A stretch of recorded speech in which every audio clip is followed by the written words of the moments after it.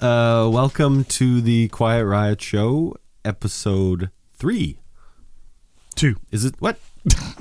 Oh, yeah, because we had the... we had a 0. Oh, yeah, we had a episode 0. Yeah, so... Sorry. Good job. Maybe this will just be a trilogy. 3, 0, 1, and 2, and that's going to be the end of it. If this is your first time listening to us, a couple of, what do they call it, housekeeping? Yep, housekeeping rules. This is a show about men's mental health, focused on that. We will discuss a lot of things, both heavy and light and interesting, and maybe you won't find some of it interesting. But one thing we want to stress is that we are not mental health professionals other than our own experiences. Nope. So I think also nobody is, but we are definitely not.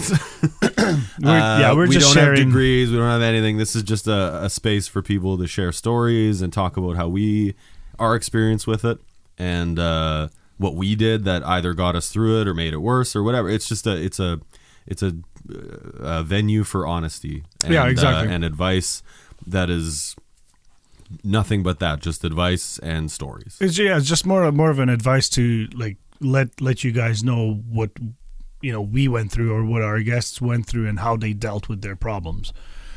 Maybe something that are dealing with their problems. Or are dealing, it's yes. an ongoing thing. So. And, it's maybe something that you've tried and it didn't work. Or maybe it's like, I might want to try that and see if that works for me or you. And don't blame us if it doesn't work. Exactly. And if it works, praise us. That's right. Thank us, praise us, send us gifts. Yeah. Anything you like. Absolutely. This episode, so the last episode... excuse me. God damn it. And this is why we're not professionals. Yeah, so the last episode was Tommy, my co-host across the table, interviewing me about sort of a story or a situation that I had that was fairly significant to me. This episode is now, we're flipping the script, so yay! I'm going to be interviewing you. Let's peel that onion. Bobbing for onions or whatever right. we talked about on the other show. So yeah, that's what we're going to get into today. I'm sure you've got a lot of stuff to talk about. Oh yeah, and situations. We can pick one of the stories. Yeah.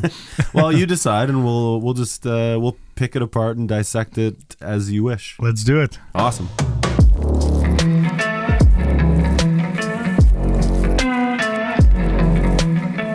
I guess first and foremost, what number are you today? Or since the last show, or whatever, in general. Yeah, since so today it wouldn't be a good day because had a shit day at work. But overall, this week has been quite busy for me, and I was exhausted, but kind of managed to power through. So I would go with a 5. Ooh, 5-6. Yeah. Okay. It's been I would come home from work and I was just crashing. I'd sleep like 3-4 hours a night, and so that's probably why you're crashing. Yeah. So it's not really a lot of sleep. Yeah, no, it's not. But a little bit of NHL is keeping me up too, and a little bit of work. So I mean, it's I actually set up a workstation now here in the evenings where I watch games on my TV and do some work on the side. And do work. Yeah. No, actually, it's actually been really productive. So. But yeah, so from that standpoint, even though I had not enough sleep and just kind of really busy, I managed to get quite a bit done this week. So, it's not a 2-3. Okay, well, that's good. I'd say it's a 5-6. Okay, in between. A 5-6, 5.5. Yeah, 5.5. Yeah. All right. How about yourself? That's mildly concerning, but it's okay. How about yourself? Just to quickly cut in, we talked about this on the last show, and I don't know if we got into it on the intro show, episode 0, whatever that shit is. Me and my wife use a number system because she can't read me, which is funny because she's a reader, but that's another story. But she can't tell if I'm up or down or what's going on because I'm kind of pretty steady in how I express myself. It's all that Botox? Yeah, it's all the just- Botox. there's no facial expressions on your face. I have no emotions in my face. So we use a number system, simple 1 to 10. And once you get to know somebody, you understand what their 5 is, you understand what their 3 is, and you understand what their 10 is. Yeah, I guess I don't even understand what my 10 is because I've never been one, but it actually works really well and it prompts conversation. And so, well, and I think we'll have to be explaining this first ongoing because we got guests. First, I was going to say that we will do it for a few episodes, and the listeners will get used to it, but our guests will not know it. We should probably shorten how we explain. That's right. Yeah, absolutely. Maybe I won't tell that story every time, and we won't talk about it for 3 minutes. Yeah. But we don't need to give your wife credit. no. Yeah. Although we should. yeah, not this month. I'm joking. So today I would be recently I'd be a 6. Okay. Yeah, I'm a 6. I've been sleeping great. We're doing this diet thing with the no booze and the no whatever. And it's been hard, man. 2 people asked me in the last probably 5 days, like, oh, do you feel any better? And no, Nope. I fucking don't. Yeah. I don't feel any better. Yeah. Well, So, it's because that's part I know of your it's routine. good for my and stuff, body. It's good for my like all that crap. but it's not good for your mental It's not state. good for my mental state. It's not good for my social, and I'm a very social person, Yeah. and so it's not fun for my. And some would say, "Well, you can't go out without drinking." It's not that I can't. I don't want to. That's right. And maybe there's something to unpack there. We're gonna leave that alone for now. Yeah. I'm sure we'll get into a conversation about alcohol more than once in this conversation because Absolutely. it's a big portion of your mental state and your health and how you respond to it. I actually talked to someone yesterday about that who has been sober for 5 months, Okay. who had a really serious problem with And it. they had to stop. Yeah. Yeah, and I was so proud of him. Like, No, it was absolutely. Yeah. amazing. If you recognize that it's a problem, and you can actually stop, that's awesome. I just don't want to do either of those things. Well, it's not a problem for you. No, I haven't It's drank. actually it's a What problem. is it? 12. Today's the 12th day. It's a problem when you don't It's a drink. problem I'm not drinking. It's a problem for everybody around me, which is another problem. Yeah, so I'd say I'm a 6. Okay. I'm just kind of meh. I feel blah. I'm not concerned. That's good. Yeah, you can do it. Okay. Yeah. I know I can. I really don't fucking want to.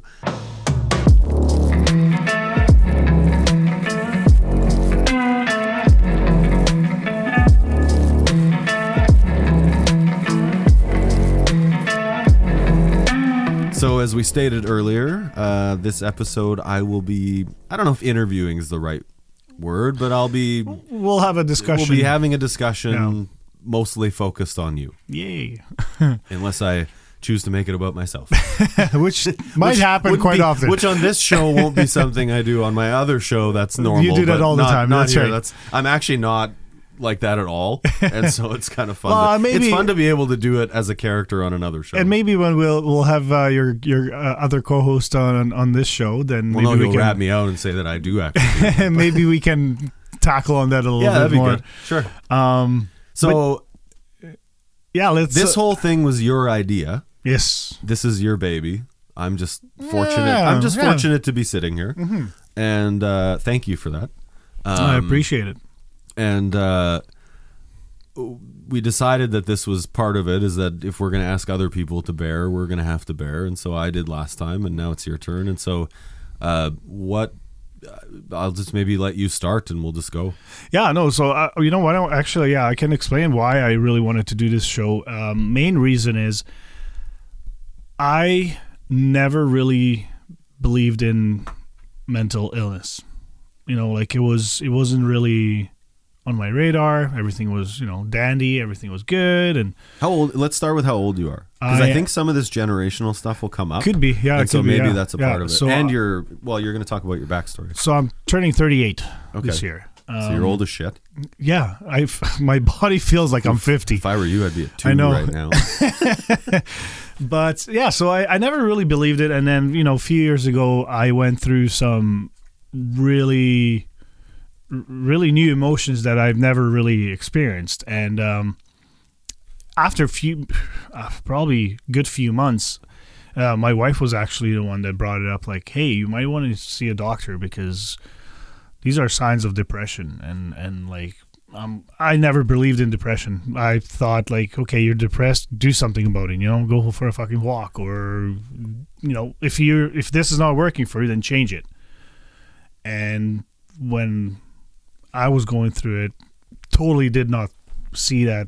I didn't think that way. That I could make that change just by simply doing one thing. Where do you think that came from? Like I know, and maybe share with people here, but I know what your upbringing is and sort of some of the cultural aspects of that. Yeah, so let's go back a little more. So I was born and raised in Europe, in Slovakia, and my dad, he's one of those. I think I've seen him cry maybe twice, and he's one of those guys, just like, suck it up, just do it. Just get through it, Yeah.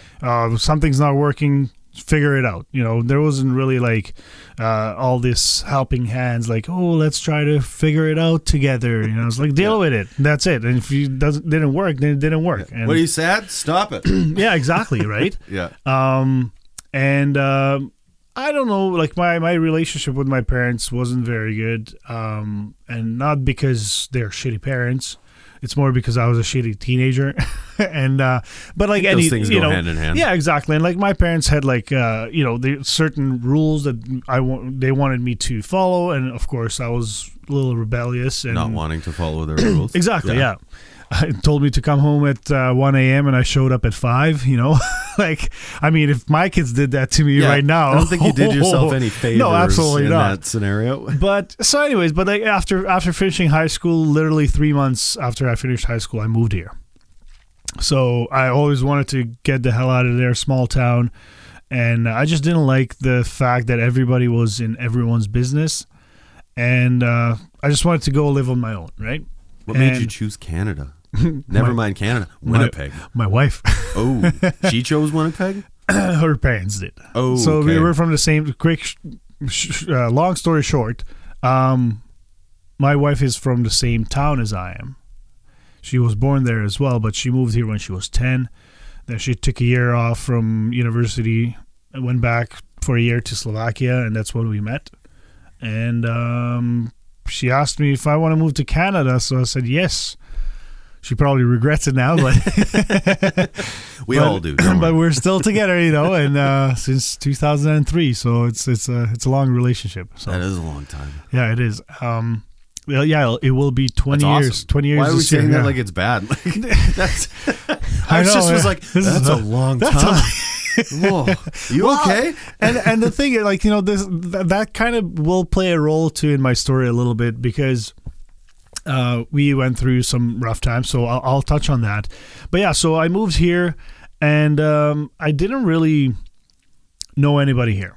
I didn't know anyone other than my wife, really.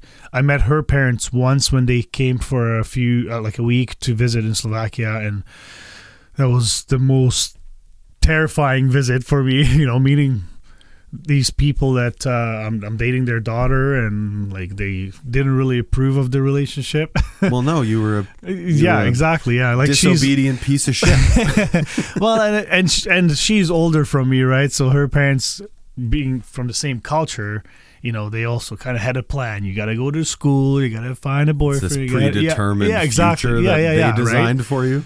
So, actually, so at the time when I immigrated here, I came on a visitor's visa. At the time, I still had to get visa, and I had to get an invitation from somebody from here. Oh, interesting. So that's not like how it is anymore. Not anymore. No, yeah. But so she had to ask her parents to write an invitation, and my mother-in-law actually said nope. Really? Yeah. But then my father-in-law was like, you know what? She never asks us for anything, so I'm gonna do this for her. So he's a good man. He's a great man. I love him. Yeah, absolutely. I'll be thankful for him for this forever. So, but yeah, so I moved here, and I was happy. Like, we moved here in July. Perfect. Summer was great. She was off. She didn't work because she was still in university. So it was awesome. Like, we went, sightseeing. Everything was great.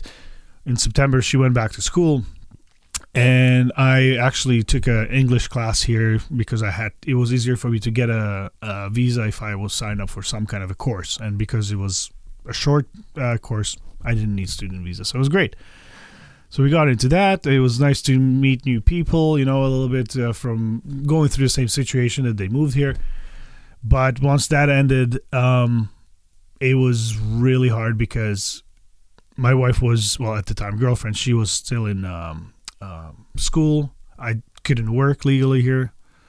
Had days by myself, right? And I was like, shit, this sucks. Like, I couldn't, at 18, I was, friends were everything. Like, well, and you're a social... Yes, I'm a social butterfly, yeah. Well, you are as long as I've known you, which isn't that long, but... Yeah, and I've been like that forever. Actually, my wife, remember, she was asking me, like, do you know everybody in your town? Because I guess we were walking somewhere, like, everyone's saying hi, and, like, we're just seeing people that we know. And so anyways, and so I was really missing that aspect. So, and remember, like, this was 2004, and in Slovakia, there was no internet. Like, there was internet cafes. Okay. And only rich people would have internet, but, like, my parents had a computer, but there was no internet. Whoa. In 04? Yeah. It wasn't as... This wasn't a thing? It wasn't a thing, no. Okay. No, it was still phone books and... let's go hang out in person instead of online. Was there some culture shock when you came here? Well, it was super cool. I'm like, I have internet access. Like, and my internet involvement in Slovakia was, we went to internet cafe and we were looking up stupid videos, And now we do it. It's just faster. Exactly. Now it's on our phones. Yeah.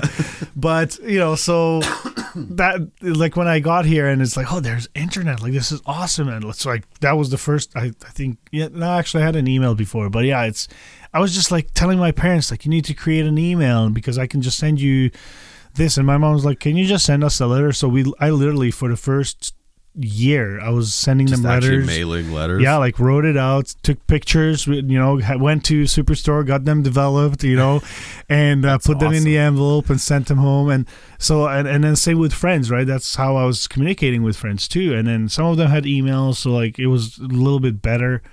But I was still missing that personal involvement. So I'm very grateful to the music community here in Winnipeg because I remember when I went to my first show, my wife just dropped me off at the Albert.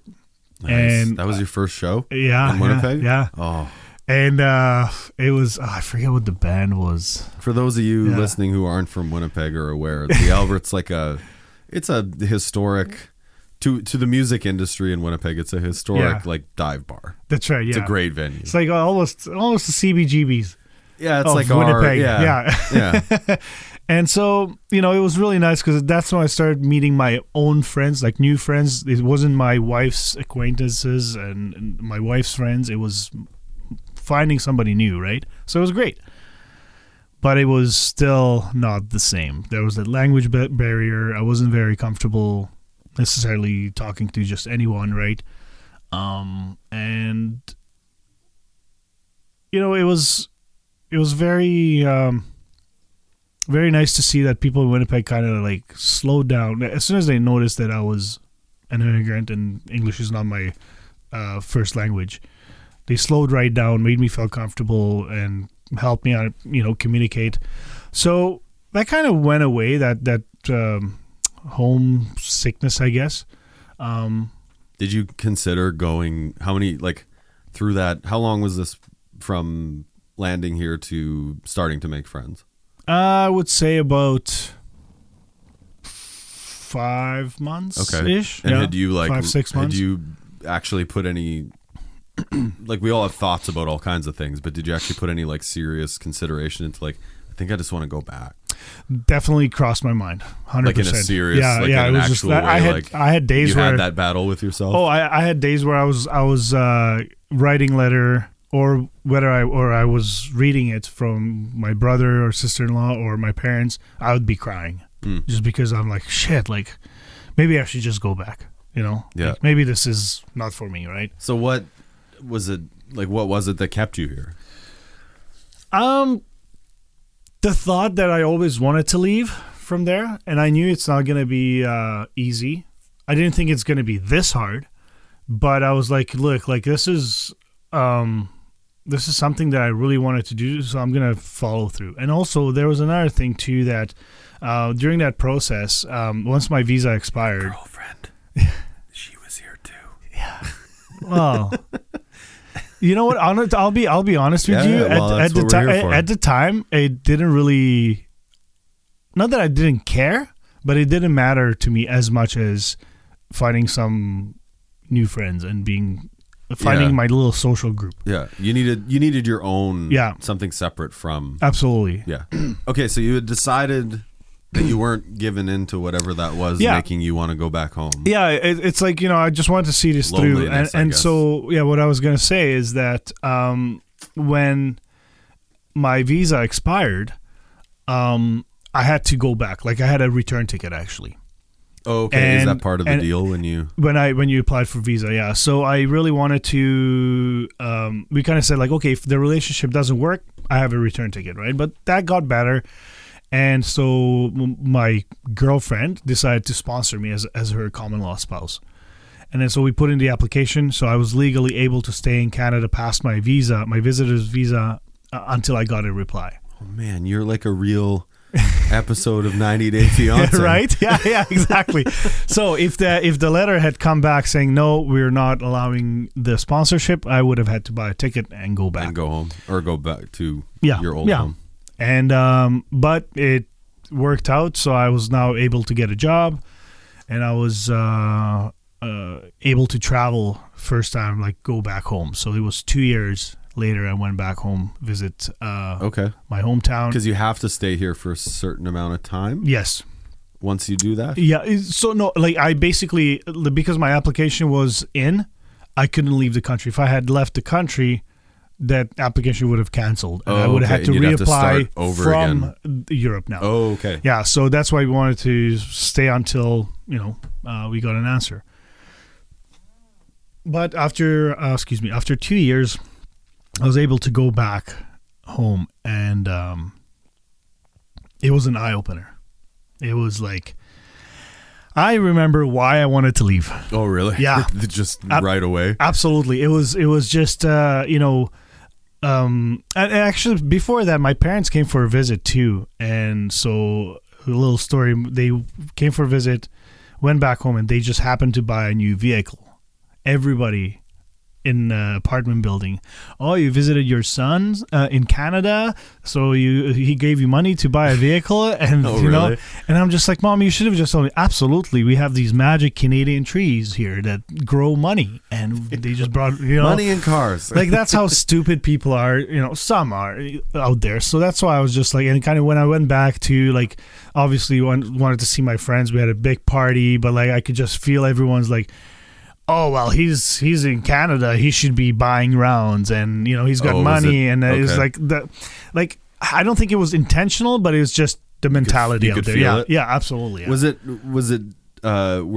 it displeasure on their part because you left, and it's one of those things where you're doing better than I am, too, but they didn't leave. Yeah, okay. It kind of Some of them felt like that for sure. Yeah, and that's why, like I have really close friends that I'm still close with them today.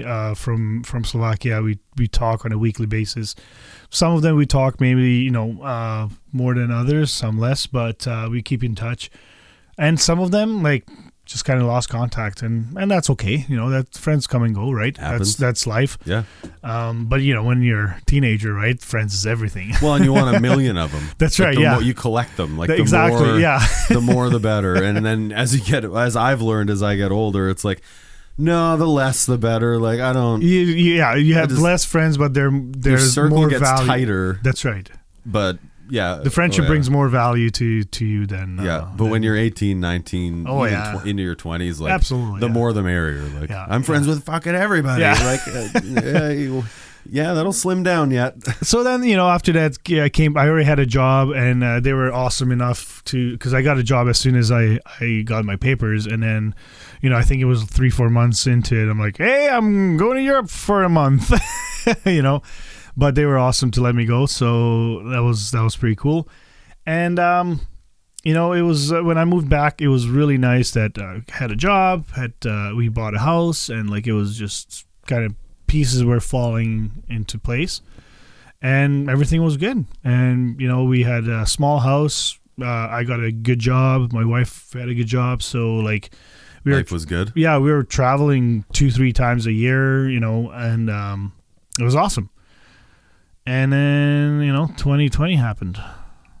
So we're skipping ahead. Yeah. I mean, that's fine. Like, no. I'm not saying it in that way, but I'm actually just trying to tell people we're skipping ahead to. So this was what year was that? What year did you buy your house? So it was 2006, I believe. Yeah. Okay. Yeah. So in 06, and now we're skipping ahead to 2020. So obviously we went through. So I'm going to talk about more now about the relationship with my wife. And throughout the years, obviously we had our ups and downs. It wasn't anything crazy. We never really talked about divorce or nothing like that. It was, we had normal couple fights, right? I know my wife and her family has dealt with depression in the past, and I kind of just laughed at it. Well, again, we haven't gotten to the part where you have accepted that's a that's a real thing. And then so in some form. that was kind of my thoughts about depression and anxiety. And I mean, anxiety I kind of understood because I do get anxious sometimes if things don't go well. Then I start to sweat a lot. I feel like and we should actually talk to someone who knows better than we do. As we've said, we're not pros. Feeling anxious and anxiety. And having anxiety to me are two different things. Okay. So let's park that. But I'd like to actually dig further into that. Yeah. At some point. Absolutely. That's a good point. Do an episode on anxiety or something and actually try and get someone in here who can explain it better than For sure. I can. Get a actual professional. Yeah, we should definitely try to find some. But yeah, so then 2020 happened. COVID shut everything down. And I don't want to talk too much about COVID. I don't care what people believe in, what their, direction is. No, but the effects it had on our lives was everybody. But exactly, it's so. And we mentioned I'm a social butterfly. Couldn't go anywhere. So we found new ways of communicating with your friends online, right? Thank God for the internet. There's a bunch of new apps that came out, and I'm sure people got rich from it. But it was great. But I started to miss that personal interaction with friends. Yeah. We couldn't go to each other's houses. We couldn't go to the bar for a drink. Yeah, we couldn't go to the bar for a drink, and it was just really affecting me, and I didn't even know about it. It started to affect our relationship because I would come home and I would be just like miserable, like. You can only watch so many movies together with your wife. You can only do so many activities with your kids indoors, right? Yeah. Like the kids and my wife was working from home. Well, she's a teacher, so she was from home. Kids were at home, so she was stressed out because she had to teach a class, and she had to also homeschool the kids at the same time. And I went to work where there was people that didn't give a shit about safety, so the cleanliness wasn't as good, and so I was kind of stressed out at work, and I come home and now everything got handed off to me because my wife was with the kids the whole day, and I'm just like, I need a fucking break because I was actually at work too. So it's like everything was piling up. It was hard, man. It was piling up and piling up, and I also switched to midnight shift because there was a lot less people, and obviously this was a new thing, so kind of wanted to be a little more careful. So I started sleeping in the basement because during the day, there's, it's harder to sleep upstairs. I have a really nice dark basement with almost no windows. So, and it's fairly separate from like all the activity in your house is main floor and upstairs. That's right. Yeah. So, that's why we're in the basement. That's right. So me and my wife, have not slept in the same bed for a long time. Let's just say that. It was, I would say, a year and a half for sure, if not more. How does that, walk me through how that happens and feels? Well, first it was like, okay, it makes sense. Let's do that. And then it's a logical decision. It was, exactly. Yeah. Let's do that. Let's try it, right? And then so we kind of got used to it. Like, obviously, my wife got used to the extra room, extra space on the bed. And I got used to the cool basement, dark. I could put on I like to listen to music sometimes, or put on a movie a little bit louder. So I got used to it was a routine, right? So I started sleeping better too. And but it was really affecting our relationship, because we kind of realized that we didn't have that personal touch where we lie down in the evening. Can I ask about your sex life during that period? Yeah, are we allowed to talk about that? Yeah, we can talk about it. Yeah, I'm assuming that had was a negative horrible. effect on your absolutely. sex life. Yeah. It was a rate. If we rate 1 to 10, it was a -8. No, yeah, like our sex life we had no sex life. Yeah, absolutely. And again, like this is also after having few kids now, kids had activities, and so like that sex life changes. It's harder to carve space out for. Absolutely. Yeah, for sure. And we don't have a lock on our bedroom, which I think we Why should. Don't you put a lock I know on we your should. We bedroom? probably should do it. Yeah. But I'll just move the couch there, block the door. No. Is the lock too much pressure? Because once you do it, you're going to think, "Oh shit, okay, we did this for a reason. Yeah, now we that's actually right. have to do this." That's thing. right.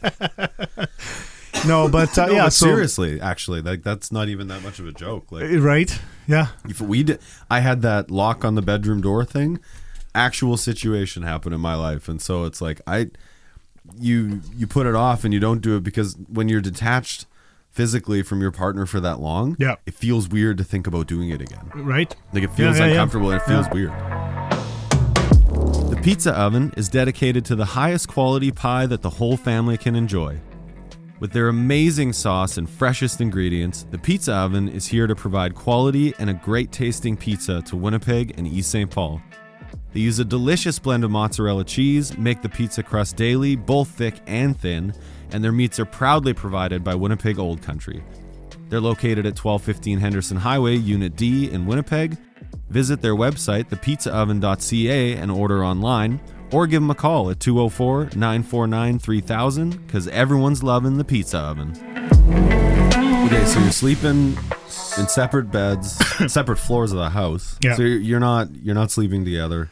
You're not sleeping together. We're not sleeping together in any either form or. Yeah, whatsoever. exactly. Yeah. So so what's happening in your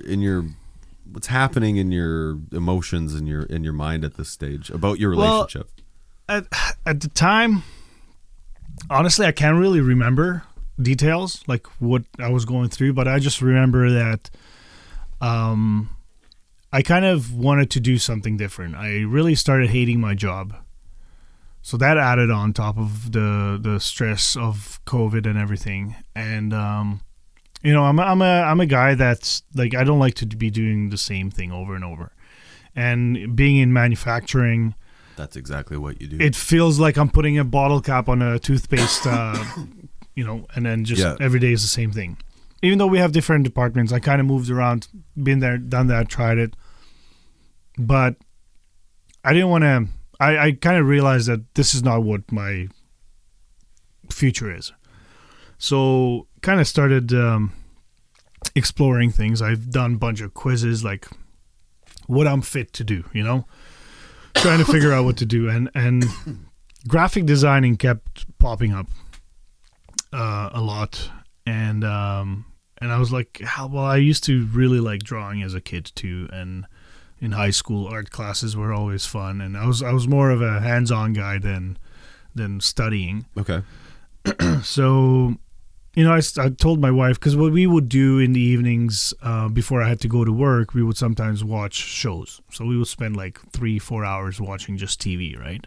And at one point I'm like, fuck, this is like a waste of time. Like, I'm wasting literally 4 hours every day just by watching shows. It's a lot of time. It is, right? Not doing anything that's really benefiting. That's right. So I kind of told myself, I was like, you know what? We can't go to school now, or like, I can't go out to bars, to shows. I can't see friends. You know what? I'm going to watch YouTube videos that actually learn something.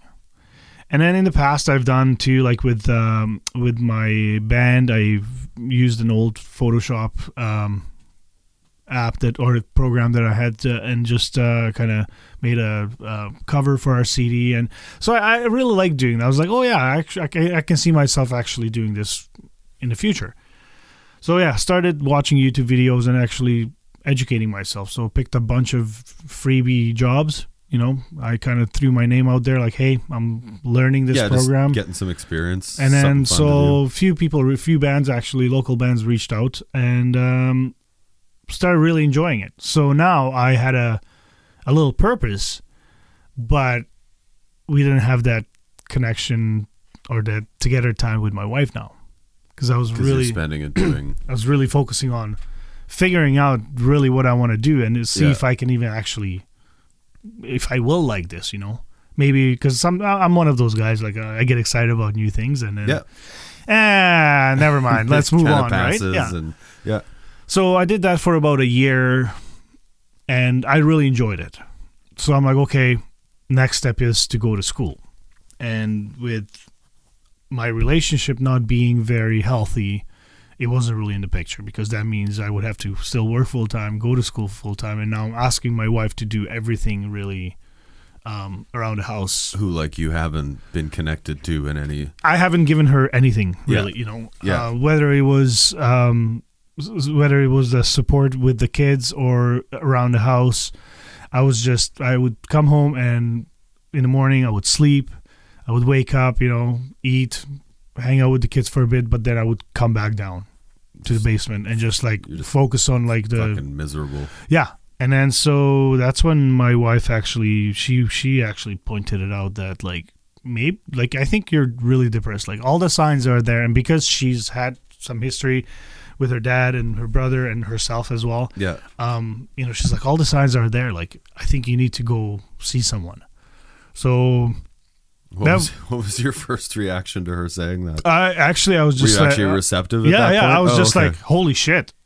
So maybe you're right. Maybe that's why I'm just not happy.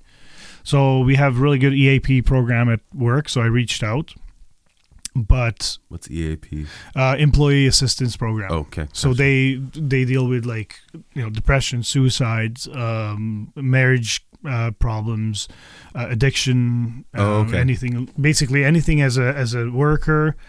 That's basically making your life worse, and you might not be able to do the work, then the company is actually gonna provide keep the machine moving. That's right. Yeah, exactly. It's the grease. But that is a good thing, actually. I think it's fantastic, and it's a very good program. And so I was like, okay, I got the numbers, and then also my union has a separate EAP referral program, and our EAP rep was a good friend of mine. And so I kind of opened up to him about what's going on with me and the wife, and we sat down with the wife too and talked about it. And so I explained everything to him, that we're kind of falling apart as a couple, and I'm falling apart as a person myself. Which chicken or the egg situation? Yeah, right? Exactly. Yeah. It's one caused the other one, or the other way around, right? Yeah. So, I reached out to a. Now, sorry, I'm going to interrupt. Okay. Now, during this turmoil you're feeling and going through, how did it feel? How did you feel as a dad? How did your kids? Did your kids notice? Felt like a piece kids of are shit. Smart, so they probably noticed. Did they ever talk or say anything about it? Did they? No. What was that? What was the relationship like there? Because your kids are A, smart, and B, old enough at this time at that point to. Yeah. So my son at the time, he was 5-ish or so. Yeah, 5 or 6. Yeah. Yeah. He's a little dummy. He was just kind of like. Okay, cool. Dad's sleeping. Didn't really say much. Didn't register for any big way. My daughter, though, she's been always smart, since she was a 1-year-old child, and she would talk to my wife, and then my wife would tell me, she's like, I'm not, and I gotta give kudos to my wife. Not once was like, oh, you piece of shit, your daughter's hating you. No, she would always start the conversation look, I'm not trying to make you feel shitty. I'm just letting you know what your daughter's saying. Yeah, you're being shitty. Yeah, but how do you tell someone they're being right? shitty without no, making them feel shitty? And it's just more like, it was about like the fact that she's not trying to push me down further. It was just trying to point it out that, hey, something's going on. Like my 9-year-old kid or 10, whatever she was, is noticing this too. Yeah, this huge. has now gone beyond. So that was just also you and that was your a wife. big wake up call too, right? That's like, oh yeah, like I had basically no relationship with my kids for about a good 2 years, and which I can't take it back now, and I feel really shitty about it. But going forward, we'll bring that up. But yeah, my relationship with my kids is absolutely fantastic right now. So, Seems and that that was way. and it was also a lot of it. Noticed that they would always ask my wife for help. They would never come to me, and I didn't really see that until it was pointed out to me, and then of course I felt really shitty. Yeah, but whatever. I realized that I had to deal with it. And so yeah, it took me 4 months to make that phone call just to see a therapist. Like you mentioned that you called the next day. Yeah. And you had been surprised by that. Yeah, so yeah. I assume that came from somewhere. Yeah, and so I guess maybe because the way I was brought up, like my dad was like, he would never go for therapy or anything like that. Yeah, so you had talked about that was your thoughts on that because of how you were brought up or whatever. That was your stance on it, was kind of like, well, if you're doing shitty, just don't do so shitty. Do something different. That's right, yeah. So now you're in the thick of it. Not once did it cross my mind. You're having to face it to some extent.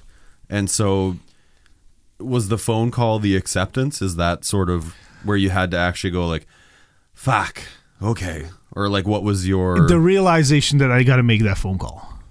Yeah. Okay. So that started. That was like, the moment. And then what was the moment? Yeah, I think it was like when I talked to my buddy and he was saying like, because he told me his story. He went through stuff. I ended up reaching out to the men's resource center here in Winnipeg. We have one of those. Yeah, and I believe there's some changes that have been made to the organization right now. But at the time, there was basically one phone call. You tell them what's going on, and they refer you to like... No, it's like a thing. 8 sessions. Okay, it's still on. Okay. So anyway, so he told me his story, and I was like, okay, I kind of accepted the fact that I need to get therapy. It was every time I tried to make the phone call or wanted to just pick up the phone and call. Did you dial and hang up like a? I did it twice. I think I did it twice or 3 times. Yeah. Really? Yeah. Oh, it was because it's just like I felt this pressure and like this anxiety, or I was anxious. I was anxious, or I was excited. Just because I made that call, fuck off. Call it what it is to you. But yeah, like I felt super anxious and like started just like the heart was pounding, and I'm like, holy shit, like what am I gonna say? I was kind of embarrassed too a little bit. Like, again, I was brought up, a man's supposed to be a man. You got to be strong. You can't show emotions. You know, you can't break down. Push it down and then die. Exactly. Yeah. Like push it, like bury it deep inside and don't look at it. Yeah. And so, it was 4 months. I remember that because it's like after I made that phone call, I felt this huge rock just fall off my chest that, just like weight lifted, and felt amazing. What was that 4 months like? What was life like for that 4 months? Shitty. It was so much. I went through so much uncertainty. Just like, didn't know how to talk to my kids. Didn't know how to talk to my wife. Had you enrolled in school at that point? No. Okay. There was no school yet. It was. I'd be wanting to change. I really wanted to quit my job. Yeah. I was just like, fuck that place. I'm gonna go to school. Yeah, I remember. We'll power through. I remember lots of this. Yeah. We talked about it a lot. Yeah, absolutely. There was nights where like I was just hanging out downstairs here, and my wife came down, and she was just, whatever, made a comment. I was really short-tempered, Like, it would just fucking piss me off instantly. And, I called you one time. I was on the side of the road just crying, and I just, like, left and, like, wanted to hit a couple ditches for sure. Yep. And I just couldn't do it because thought of my kids right away. Thankfully, yeah, exactly, yeah. So I'm happy about that. It was really, I didn't know how to feel. I didn't know what's good, what's bad. I was just in one state. It felt like I was in one state, and I was just miserable. Yeah. So that was really, really shitty period of our time with mine and my wife's time. Because we sat down multiple nights. We're like, okay, how are we gonna do this? What's happening? Do we need to take some time off from each other? But I'm like, where the fuck am I gonna go? And you need to be here because the kids are attached to you right now, and I wouldn't want my kids and wife to go anywhere else because this is their house. So it was just like we were stuck in this mud that you couldn't get out of. Mm-hmm.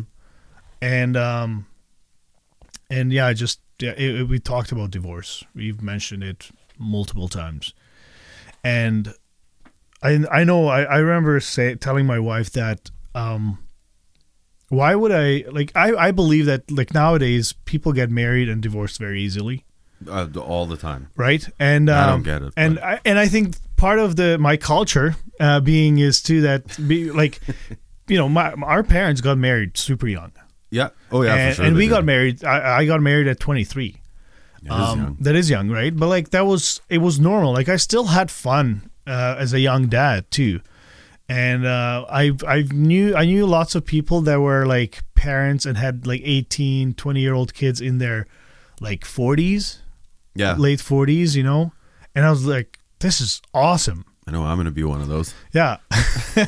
But like, I would, and then when I see people that are in their 40s and that's when they start having kids, if that works for them, that's great. That seems crazy to me. But I would not want to do that. Anyone's life but their own. So that's right. Yeah. Fine by me. Like, do your thing. But yeah, I would not want to do that. So I was kind of like happy with the fact that I had kids early and here we are. But so yeah, like being raised that you're married and like for better or worse, right? Well, like this was worse. It's on the one. Yeah, it was one of definitely the worst we went through. Yeah. So I kind of told my wife, I'm like, no, you know what? Like we've been together for at the time 16, 17 years. I'm like, it's too easy to get divorced. Like, yeah, there's a lot of people say it costs a lot of money and this and that, but like it's really easy to. But it's easy to make that decision. Yeah. And I'm like, no, let's try everything. Like, there's different avenues you can take to a solution. And now, were these conversations happening pre or post therapist? This is still pre. This is still in the 4 month. Yeah. You haven't called yet. That's right. You need to, but you haven't done it yet. Okay, sorry, just trying to get a timeline. Yeah, I kind of hop back and forth. Yeah, so that's fine. Thanks for keeping me on the timeline. Yeah. That's what I'm mostly concerned with. That's right. Just so our listeners are not confused. Yeah, we don't want to confuse people with your story or whatever you're talking about. Yeah, this was still within that time period that, I knew that I need to make that phone call, and but I wasn't able to. And so, yeah, we kept talking about finding solutions on how we can fix our marriage. So one of them was time to get your ass upstairs in the bed, right? Yep. So I started doing one night a week. And then it went to 2 nights. And then, all of a sudden I had a really shitty sleep. So I'm like, fuck this. So I stayed downstairs again for a while. So it was a lot of like, go try and climb and then back up. Relearn how to That's right. co-sleep, and, like now I can hear her breathe. I can hear her snore. And like, I'm moving around. Now she's getting a restless sleep. Like sleeping with someone else is never as good as sleeping on your own, except for all the things it does for you and your soul and your body that you don't realize are happening. That's right. Because I believe those things far outweigh it. But when you're falling asleep is way better when you're by yourself. Oh, absolutely. Yeah, absolutely. So, and okay, then, so you're starting to you're working on it. We're trying to just figure out ourselves, like, okay, like what do we need to do to, you know, to get to where we want to be. And and so we, you know, marriage counseling came up and we're like, yeah, let's do it. So meanwhile, so actually that was before we decided to do the marriage counseling, that's when I finally made the phone call. Okay. And, so at the timeline, I mean, and again, I don't remember exactly how it was, but it was around that time. So I made the phone call and I managed to get I believe she was a student therapist. Like the therapy was, like, I think she was already finished, but they have to do like certain amount of hours before they can do it on their own.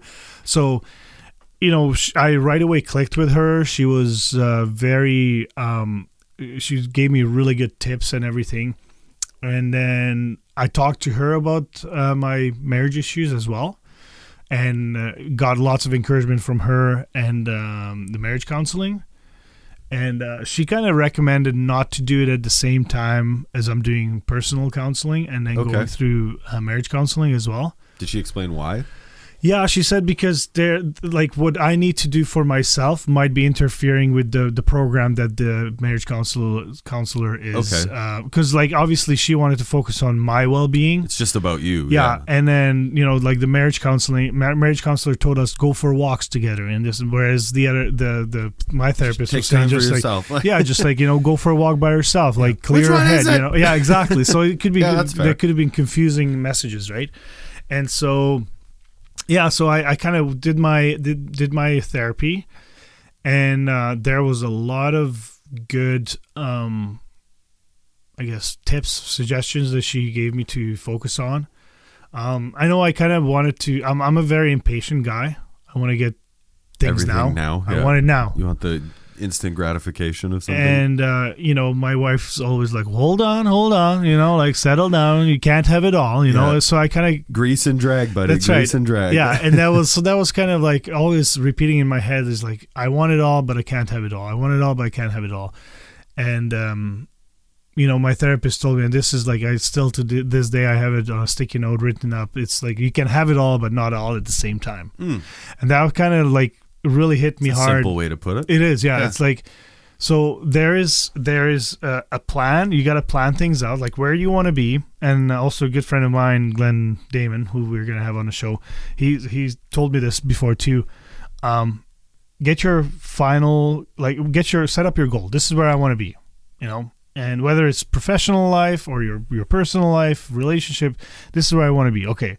So what would be the step before, and how you kind of move back, and now you figure out your steps.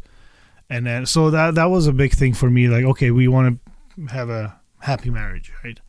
So then we had to get counseling, and there was a lot of space between the counseling and a happy marriage because we didn't know what we need to do, right? Yeah.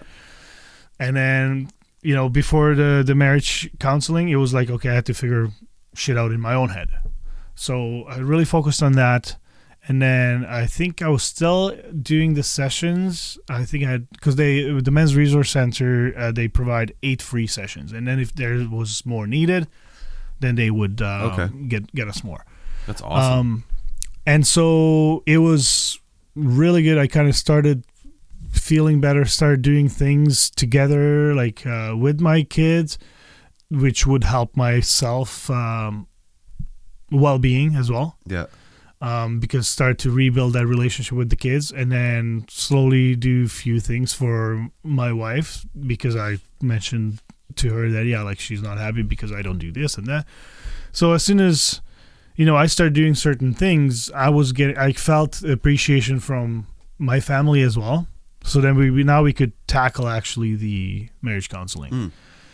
And it was very eye-opening. At first, I was really worried because our marriage counselor was a retired pastor or priest.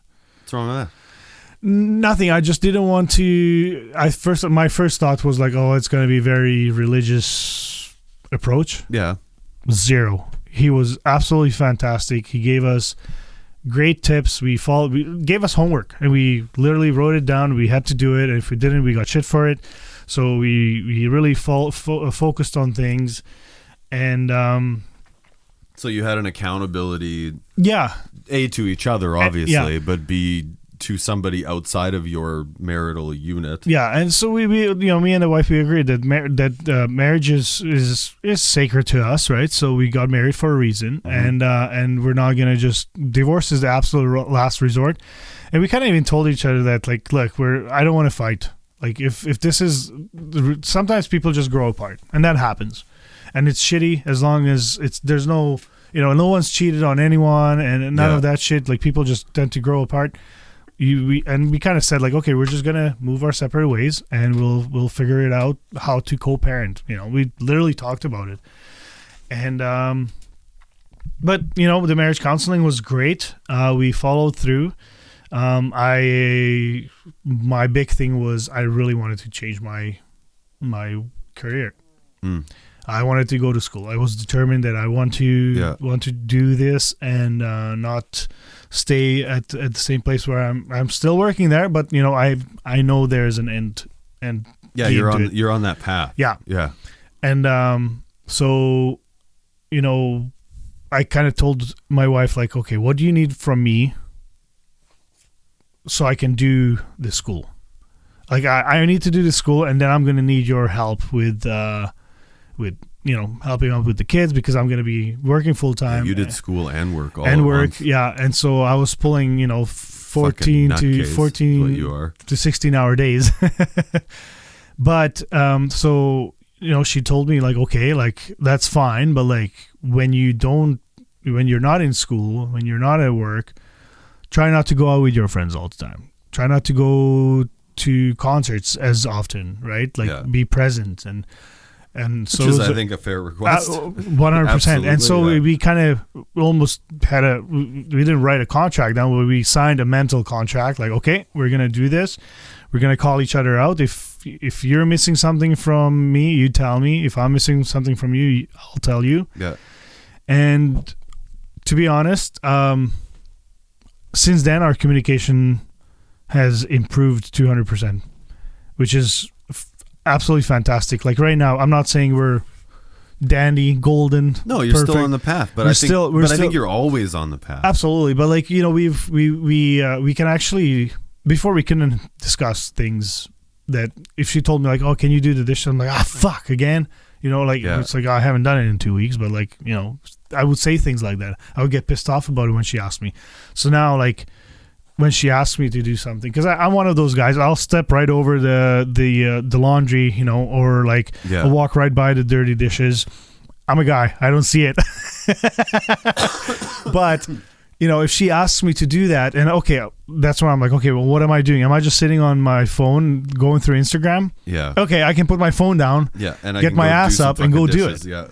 And I think kind of realized a little bit that now, since I identified that I was dealing with some form of depression, I don't think it was too crazy from what I've heard some people went through, but it doesn't matter. But it was your own. And it's just kind of nice to know that I went ahead and did something about it.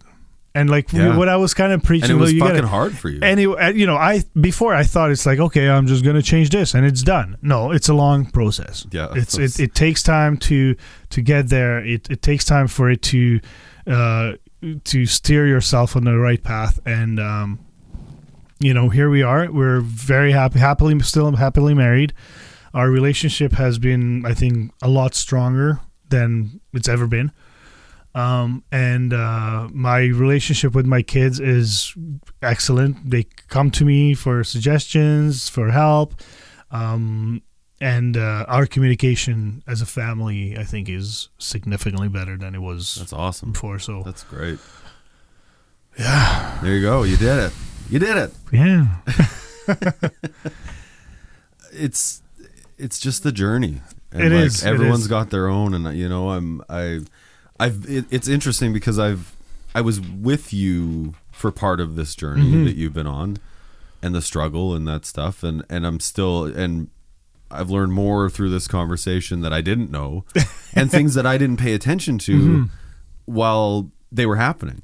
Well, and also like and that's the interesting thing to me is it's like we had conversations, lots of them, and we talked about things and you opened up and we had those, but like even you just telling this story now, there's so many pieces that I was unaware of. Like, well, because I was telling you my story, how bad this was, or how bad this other thing was, or what you were feeling about that. Like, I don't want to hang out and every single time talk about our fucking feelings. But that's right. Yeah. It's interesting that there were pieces and probably things after this discussion that I've learned about you that like I would notice differently from here on out. Yeah. And so like, thank you for sharing that. Like that's not easy, and it's not easy to go through it, and it's not easy to share it. Well, and like I'm one of those guys. Again, I don't shut up. I don't mind talking about my feelings. I don't mind talking about with friends. It was that to make that phone call, that was extremely painful for me. Yeah. But also I kind of kicked myself in the ass for not making that phone call.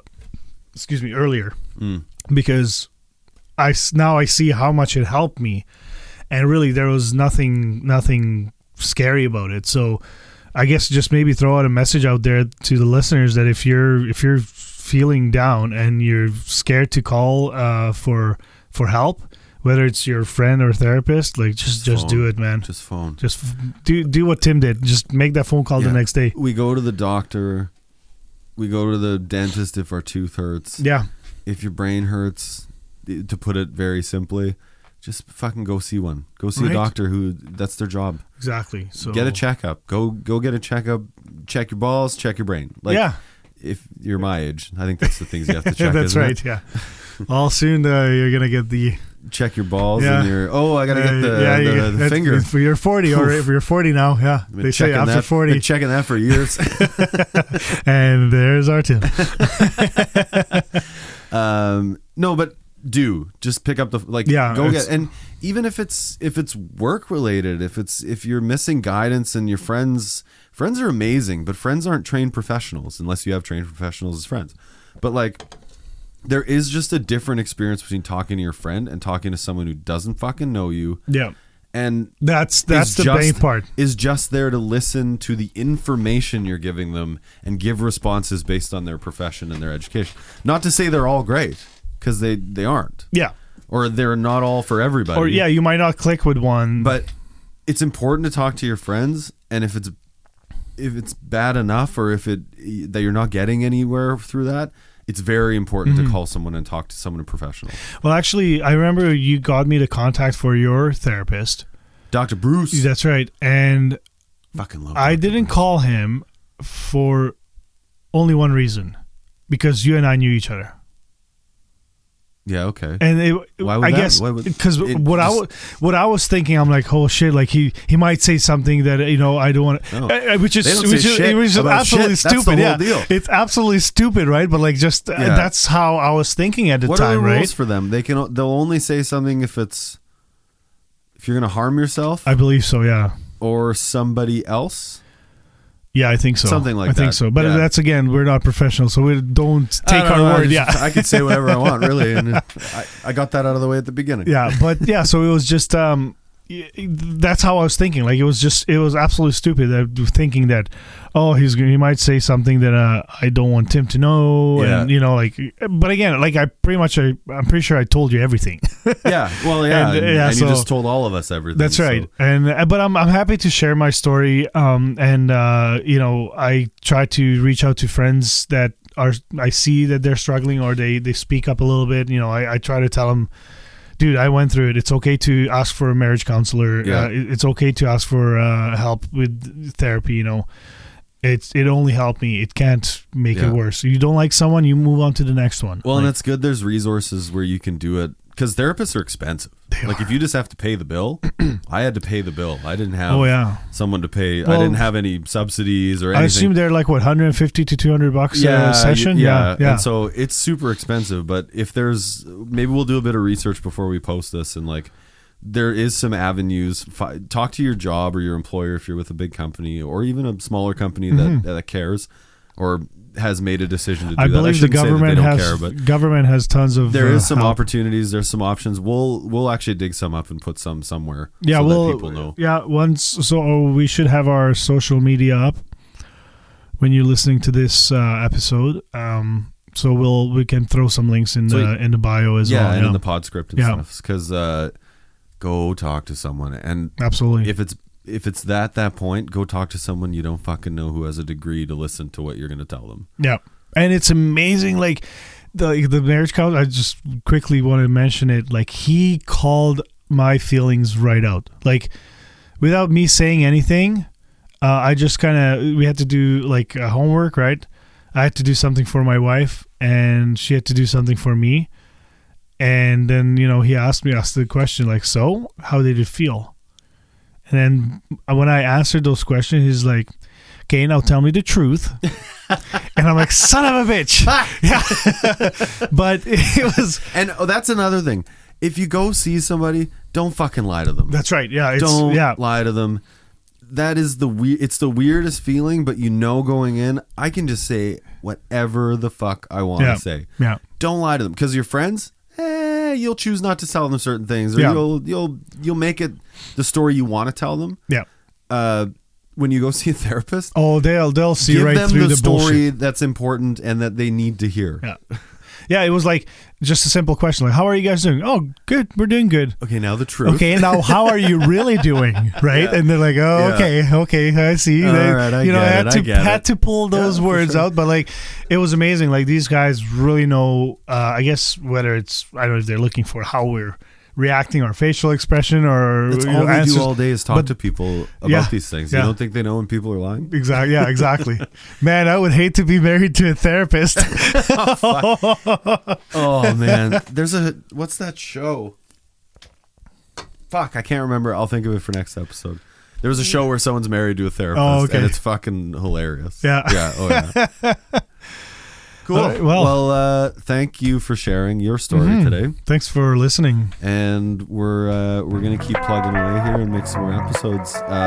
We're done, so now it's guests. Yeah, we're gonna have some guests. We have one guest. We have a few guests lined up already now. So looking forward to peeling those onions back. Bobbing for that onion. If you'd like to follow us, all our links to the social medias are going to be in the pod script. If you want to tell us a story, your time you were crying, or you had your buddy, anything or and everything. Any sad situation, or anything that you really like, you felt like it's fucked up, and it's happy's fine too. Happy's fine too. You gotta get something off your chest, you can email. Absolutely. What's the email? quietriotShow@gmail.com. There you Did have I get it. it right? There you have it. Holy shit. There you go. Thank you for listening. Yeah, if you thanks, made guys. it this far, and we'll see you next time. Oh yeah, and make sure you rate and review our show. All Quiet Riot Show episodes have been recorded and produced by SuverMedia. If you think you have an idea for a podcast but don't have the space or proper equipment, please visit SuverMedia.com for more information. We hope you enjoyed this episode, and if you did, please hit the follow button and leave us a review if the platform you are listening on allows you to do so. Subscribe to our YouTube channel, The Quiet Riot Show, and follow us on the Instagram page @QuietRiotShow. Please share this episode with others that may be interested in these topics. If you know anyone that would enjoy these topics, feel free to share our podcast with them. Also, let us know what topics you'd like to see covered in future episodes. Get in touch with us in the comments on our channel and social media, or send us an email to quietriotShow@gmail.com.